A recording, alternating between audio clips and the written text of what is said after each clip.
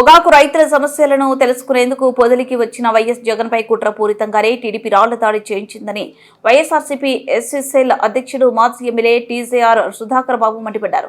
తాడేపల్లి వైఎస్ఆర్సీపీ కేంద్ర కార్యాలయంలో మీడియాతో మాట్లాడుతూ ప్రతిపక్ష నేతగా వైఎస్ జగన్ ఎక్కడికి వెళ్లినా పెద్ద ఎత్తున వస్తున్న ప్రజాదరణను చూసి కూటమి ప్రభుత్వం ఓర్వలేకపోతుందని మండిపడ్డారు.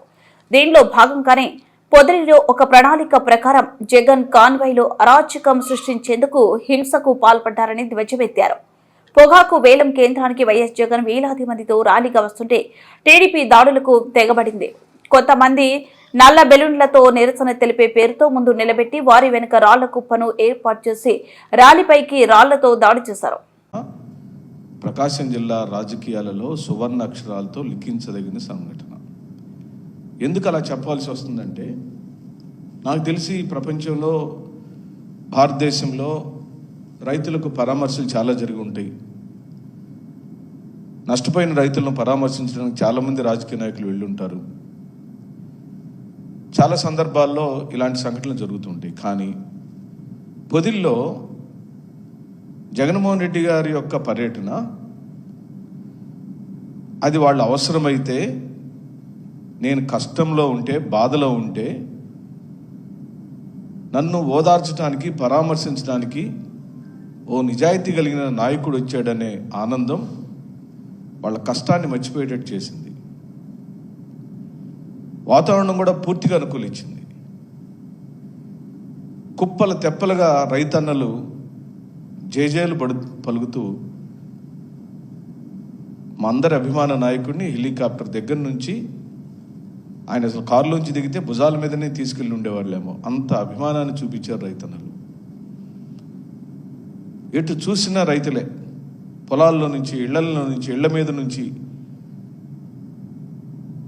ఇక్కడ మీరు గమనించండి, కావాలంటే గవర్నమెంట్ ఇంటెలిజెన్సీతో కూడా రిపోర్ట్లు తెప్పించుకోమని డిమాండ్ చేస్తున్నాం. ఒక్కరికి కూడా వెహికల్స్ పెట్టి మేము తరలించిన దాఖలాలు లేవు. నియోజకవర్గాల వారిగా రైతులు వాళ్ళ సామర్థ్యంతో స్వయంగా జగన్మోహన్ రెడ్డి గారి యొక్క